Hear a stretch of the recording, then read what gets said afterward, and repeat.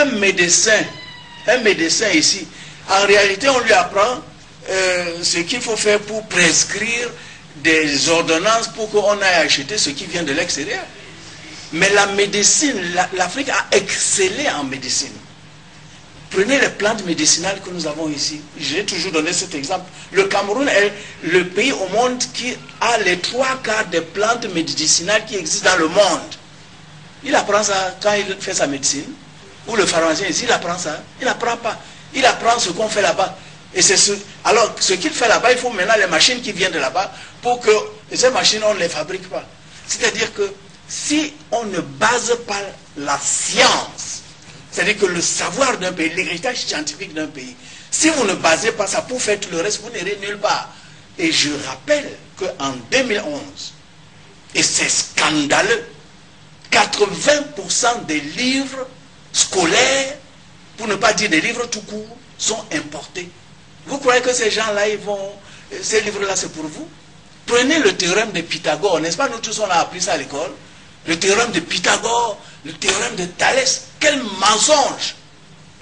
Est-ce que c'est Thalès, est-ce que c'est Pythagore? Ce sont des gens qui sont venus en Afrique. Dites-nous ça, expliquez-nous ça. Mais oui, ce sont des gens qui sont venus en Afrique et qui ont appris pendant plus de 30 ans, pour certains, qui ont appris, comme nous, aujourd'hui, on envoie nos enfants faire les études aux États-Unis, en France, etc. À l'époque, c'est eux qui envoyaient leurs enfants ici. Pythagore et Thalès sont venus ici, ils ont appris des choses que nous, on appliquait depuis 3000 ans. Et maintenant, l'enfant camerounais, lui, il va apprendre que le théorème de Pythagore. Mais quand même, il faut arrêter ces bêtises. Et moi, je le dis en tant qu'homme de science, professeur de rang magistral, il faut arrêter ça, et urgemment. Alors, aujourd'hui, moi je voudrais savoir, qu'est-ce que vous avez fait, vous, à votre niveau, pour transmettre tout ce que vous savez sur cette richesse culturelle et scientifique africaine aux générations qui suivent. Parce que je reviens sur le fait que vous dispensez quand même des cours dans des universités européennes, et il ne me semble pas que quand vous arrivez là-bas, vous leur tenez le discours que vous nous tenez ce soir. Moi, Koumandoumé, mes étudiants à Lyon 2, mes étudiants à l'université de Berlin, bon, Lyon 2 c'est vieux, parce que j'ai quitté Lyon 2 en 1979. Hein, c'est en 1979 que j'ai quitté Lyon 2 pour intégrer l'université de Yaoundé 1. À l'époque, c'était l'université de Yaoundé tout court. Bon, mais j'ai quand même enseigné pendant 10 ans à l'université de Berlin. Mes étudiants à l'université de Berlin, je vous assure, on peut dire que ceux qui ont brillé sont, entre guillemets, plus africains que des Africains, pour rire un peu. Si vous allez sur le site internet d'Afrique à venir d'aujourd'hui, le site d'internet d'Afrique à venir, ce sont mes anciens étudiants allemands qui gèrent ce site internet. Et quand vous allez là-bas, vous ne pouvez pas vous imaginer que ce sont des Blancs qui gèrent un site internet comme ça. Donc, pour moi, le problème n'est même pas, il ne s'agit pas de l'Afrique en tant que telle. Il s'agit de la vérité scientifique. Et il s'agit, si vous voulez, d'un déclic qu'il faut pour l'humanité. Mais, s'il vous plaît, je crois qu'il y a des choses... Non, il faut qu'on arrête le mensonge au niveau scientifique. Parce que ce que Paul Mahel dit là, c'est très très important. Est-ce que vous pouvez vous imaginer que, bon, disons que cette terre qui a, c'était comme un seul continent, mais qu'il y a 135 000 années, disons que les continents se sont séparés, et le continent africain, n'est-ce pas, s'est formé depuis 100 millions d'années. Mais la chose la plus importante, et que vraiment, où je me dis, mais qu'est-ce qui se passe? L'être humain tel que nous sommes là, qu'on appelle le Homo sapiens, existe depuis 150 000 ans. Mais il était noir, il n'y avait pas de blanc, il n'y avait pas de jaune. Et les blancs, on a commencé à avoir des blancs il y a à peine 22 000 ans. Mais quand un Africain lit sa Bible, il dit que Adam et Ève croient que c'est un blanc, il voit que c'est un blanc. Oh, l'humanité entière était noire jusqu'à il y a à peine 30 000 ans, 22 000 ans. Mais est-ce qu'on apprend ça? Vous apprenez ça dans vos écoles? Votre problème, c'est quoi? Votre problème avec les races, c'est quoi? Parce que c'est pas un problème de race. Il paraît presque dans les prochaines années également, l'humanité sera toute bleue. Bleu, je ne sais pas, je ne connais pas cette théorie-là. Mais le problème, c'était le problème des migrations. Oui. Puisque, si vous voulez, c'est l'Afrique qui avait le climat qui permettait à l'être humain d'être vivant. Bon, et dans les autres, c'était les glaces. On ne pouvait pas vivre là-bas. Donc, ce n'est pas les migrations que les couleurs de peau ont changé. Bon, il y a des théoriciens, c'est-à-dire qui travaillent là-dessus. Mon problème n'est pas un problème de race. Mon problème, c'est un problème de falsification de l'histoire. et que cette falsification de l'histoire est enseignée. Et moi je dis non, nos présidents de la République, dans les pays africains, doivent prendre leurs responsabilités. Parce que c'est ce que j'appelle moi, il faut qu'on arrête le génocide intellectuel. Mais la faute également aux professeurs d'université, parce que si le travail n'est pas bien fait à la base avec les élèves, on suppose quand même qu'à l'université, les anciens de rang magistral comme vous vont procéder à la reconstruction des consciences. Cela pourrait se faire. Est-ce que vous le dites à vos collègues enseignants qu'à l'université, qu'il y ait ce discours et que la reconstruction s'opère? Bon, d'abord, je crois que bon, ce que moi je dis là, je le dis dans mes cours tous les jours, hein, oui. Que ce soit à Yaoundé, à Berlin ou n'importe où, parce que, encore une fois, ce n'est pas un problème de l'Afrique, c'est un problème de l'humanité entière, qu'il faut arrêter cette falsification pour qu'on voit comment, c'est-à-dire on peut redémarrer, parce que tout ça, c'est ça qui entraîne aussi le sous-développement. Hein. Donc moi je dis qu'au niveau de l'université, c'est vrai, vous avez des conférences, etc., mais ça ne suffit pas. Ça ne suffit pas que Cheikh Anta Diop à Dakar ait fait telle ou telle découverte. Ça ne suffit pas que moi ici, il faut que les hommes politiques, les présidents de la République des pays africains prennent conscience que, mais on nous a fourvoyés et que pour un vrai développement, pour qu'on démarre vraiment, il faut d'abord qu'on s'assoie sur notre savoir. Parce que le savoir était africain. Pendant des millénaires, le savoir, parce que les gens s'arrêtent à l'Égypte ancienne, antique, mais l'Égypte antique, ce n'est que 5000 ans. Moi, je vous dis, ça fait depuis 150 000 ans que le noir, n'est-ce pas, a fait asseoir son savoir. Bon, je vais vous donner un exemple encore. Excusez-moi, parce qu'il faut être concret dans ces choses-là. On parle des mathématiques. Hein? Le petit enfant apprend les mathématiques à l'école, etc. Mais ce qu'on appelle l'os d'Ishango, on a découvert l'os d'Ishango à côté du lac Albert au Congo démocratique. Un os où il y a 22 000 ans, il y a les formules mathématiques les plus anciennes. Aujourd'hui, vous avez une statue à Bruxelles pour célébrer l'os d'Ishango. Où est-ce que vous célébrez ça ici au Cameroun? Le savoir africain, où est-ce que vous célébrez ça? Il est urgent qu'on change le cap. Professeur, on va revenir à ce qui fait un peu l'actualité. Voici votre tout dernier livre. On va le tenir. Qui s'appelle 50 ans déjà, quand cessera enfin votre indépendance est là. Est-ce que ce livre, vous le vouliez un peu comme le son de cloche nationaliste, panafricaniste, pendant les célébrations de cinquantenaire? Un son de cloche qu'on n'a pas beaucoup entendu. Hein. Mais ce n'est pas une histoire de son de cloche. Est-ce que vous êtes indépendant? Au Cameroun, au Gabon, en Côte d'Ivoire, est-ce que vous êtes indépendant? On a célébré les indépendances. Mais nous avons... On célèbre n'importe quoi. Pourquoi on n'a pas dit quand ce sera votre dépendance là? Non, quand ce sera votre indépendance là. Ce n'est pas une indépendance. Cette indépendance là que De Gaulle a donnée là, c'est pas pour ça que les Oumyobé sont morts. C'est pas pour cette indépendance que les Oumyobé sont morts. C'est pas pour cette indépendance que les Wandji ont été pendus. C'est quelle indépendance? La souveraineté des peuples africains. Pour que l'Afrique soit assise sur son savoir. Et pour que les ressources naturelles africaines soient d'abord utilisées par les Africains. Est-ce que c'est une indépendance là? Mais je dis, vous pouvez vraiment déterminer ce que vous voulez faire dans votre pays sans que M. Sarkozy vous dise non, attention là. Il faut arrêter ça. Dans cet ouvrage, vous parlez également de solidarité entre les peuples, entre les nations en Afrique. Est-ce que c'est véritablement possible en Afrique? Bon, moi, j'ai toujours dit ceci. Je pense sincèrement à... Vous voulez que je vous dise quelque chose? Quand j'ai eu 24, le jour où j'ai eu 24 ans, ce que j'ai décidé, moi, attendez, parce que vraiment... Non, il faut arrêter. Ne vous fâchez pas. Non, je ne me fâche pas, mais on nous a trop tués. Vous voyez, j'ai écrit ça le jour où j'ai eu 24 ans.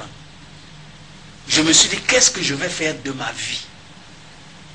Moi, Koumandoumé, qu'est-ce que je vais faire de ma vie à l'âge de 24 ans? Je n'étais pas ici, j'étais à Lyon, en France. Et j'ai dit ceci, parce que vous parlez de l'Afrique.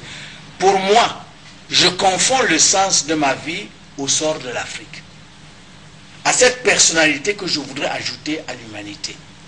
J'ai peur que cela ne soit une confusion réelle et peut-être une excuse qui m'éviterait une réflexion profonde.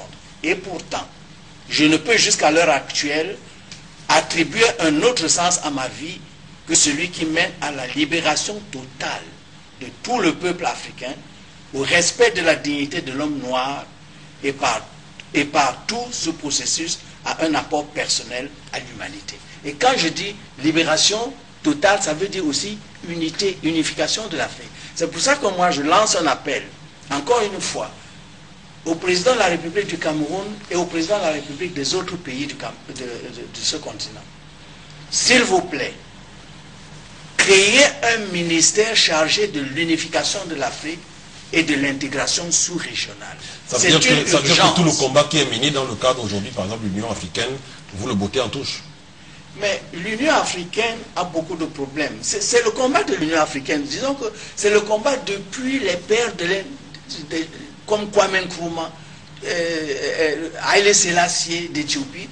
C'est ça en réalité, mais nous n'avons pas réussi, vous savez, parce que les autres n'ont pas intérêt à ce que l'Afrique s'unisse.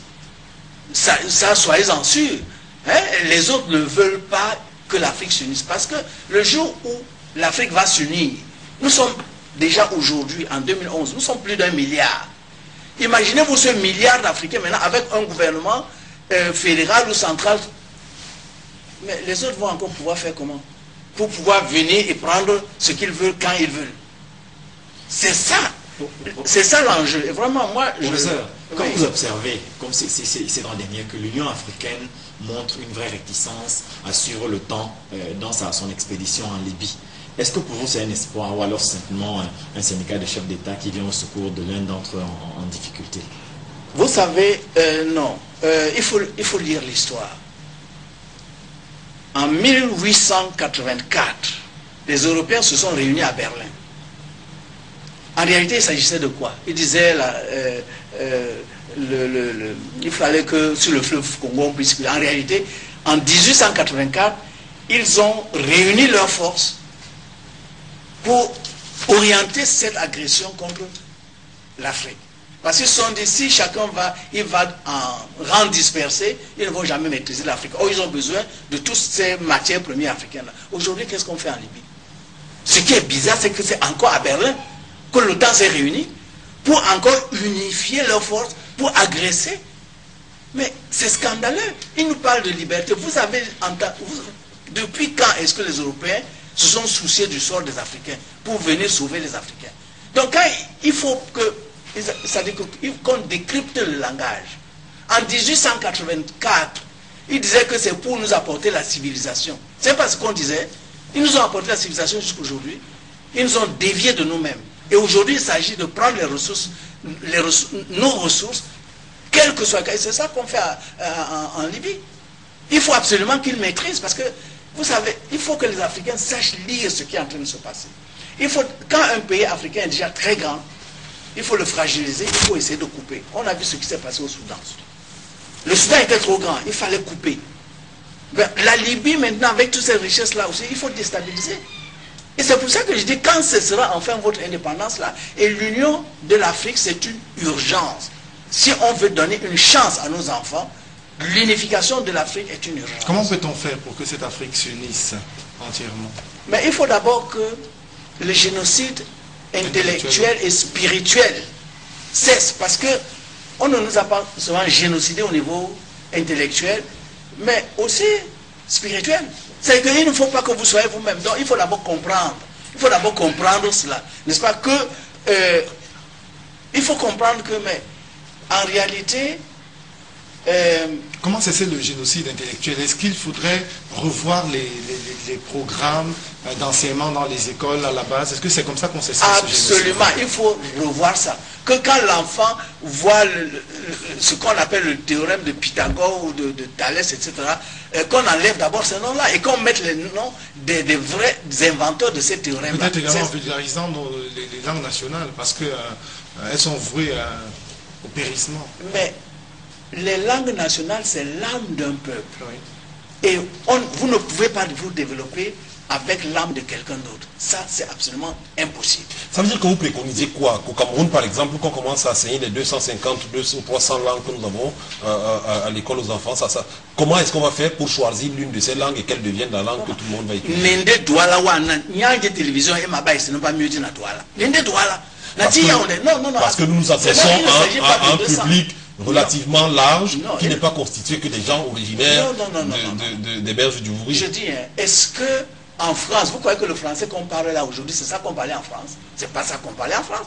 Il a fallu que des gens comme Napoléon prennent une décision, que c'est ce français-là que tout le monde va parler. C'est ce qui s'est passé. Quand vous prenez la langue allemande qu'on parle aujourd'hui, est-ce que c'est ça qu'on parlait? C'est pas ça. Mais ce sont des processus politiques, il faut des volontés politiques et des décisions politiques. Moi, je ne dis pas que au Cameroun, il faut seulement parler là. Nous sommes riches. Et quand on a une richesse, il faut utiliser cette richesse-là. Moi, quand j'étais enfant, j'ai vu que quand des Douala allaient à Ebolova, parce qu'ils étaient affectés là-bas, après 1, 2, 3 ans, les enfants revenaient et parlaient déjà boulot. Oui. Pourquoi est-ce qu'aujourd'hui ce n'est pas possible? Ce n'est pas possible. Parce qu'aujourd'hui, on a institutionnalisé une espèce d'unification qu'il faut seulement... C'est la pauvre. C'est quand vous parlez une seule langue, vous êtes pauvre. Parlez 2, 3. Moi, je parle allemand, j'écris, vous voyez, non, j'écris le livre en allemand, en français, en anglais, en douala. Je suis riche. Mais vous voulez que ce soit une seule langue? Vous ne faites pas en Djouba, par exemple.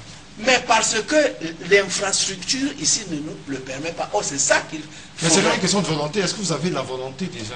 Moi, Kouma Doumbé, oui. Oh là là, j'ai cette volonté. Et c'est pour ça que j'ai fondé Afrique Avenir. Et quand vous... Je me rappelle encore, en 1980, et Stéphane Tchakam était là, en 1997. La Fondation Afrique Avenir a organisé un concours de langue. Et nous avons invité plusieurs lycées. Il y a 15 lycées avec 1500 élèves qui ont participé à ce concours. Et chaque enfant faisait le concours dans sa langue. Tu es Fulbé, tu faisais le concours en Fulbé. Tu es Menjumba, tu es Djang, tu faisais ton concours en Yemba. Nous l'avons fait. Bon, mais moi, avec mes petits moyens de bord. Et vous savez qui m'avait aidé pour faire ça? Non. Le ministère de l'Éducation de l'Autriche à Vienne. Et voilà. Non pas du Cameroun. Nous parlerons de votre fondation Afrique Avenir dans la deuxième partie de l'émission. On va marquer juste un temps d'arrêt, c'est le premier arrêt de l'émission. Je voudrais juste qu'on appuie complètement la question que vous a posée Stéphane tout à l'heure, oui. Celle de savoir où était le problème au niveau de l'unité de l'Afrique, qui semble être que vous prônez comme étant la solution à tous les maux du continent. Non, pas le problème, vous semblez dire que l'Afrique ne parvient pas à s'unir parce que justement les puissances occidentales s'y opposent. Est-ce que vous ne pensez pas que justement c'est un problème des chefs d'État et gouvernants africains eux-mêmes d'abord? Les deux problèmes sont liés. Parce que quand en 1960 nous avons eu cette pseudo-indépendance où j'ai dit qu'il faut arrêter cette indépendance-là, nos chefs d'État, qui les a mis au pouvoir? Il faut qu'on se parle, qu'on se regarde dans les yeux. Qui les a mis au pouvoir? C'est les peuples africains. Dans la plupart des cas, et c'est là où le problème de l'Afrique a commencé. Et moi, dans mon livre qu'il a montré, que vous avez montré là, 50 ans déjà, je raconte ce que j'ai vécu comme petit élève à Munich. Quand en 1963, j'ai vu, enfin, il fallait donc aller à Addis Abeba là. Les pays francophones, qu'est-ce qu'ils ont fait? Ils sont d'abord partis à Paris. Et j'ai vu, ils ont fait une grande photo, De Gaulle était au milieu. C'est après qu'ils sont allés à Addis Abeba. Et quand ils sont rentrés, au lieu de rentrer à Yaoundé ou à Dakar, ils sont encore allés d'abord à Paris. C'est là qu'il y a eu l'échec. C'est là où on a tué cet élan de l'unification de l'Afrique. Donc, mais aujourd'hui, nous sommes en 2011. Je crois que même nos chefs d'État ont compris. Donc, je crois qu'eux-mêmes, ils ont un cœur qui bat quand même pour leur pays. Et il faudrait qu'ensemble, eux et nous ensemble, on puisse tout faire pour que nos pays soient nos pays et qu'on puisse s'unir. Parce que si on n'est pas unis, vous pouvez faire quoi contre l'Union européenne ou bien contre les États-Unis, vous le Cameroun ou vous le Gabon? Vous pouvez faire quoi? Voilà, c'est sur ce que nous allons mettre un terme à la première partie.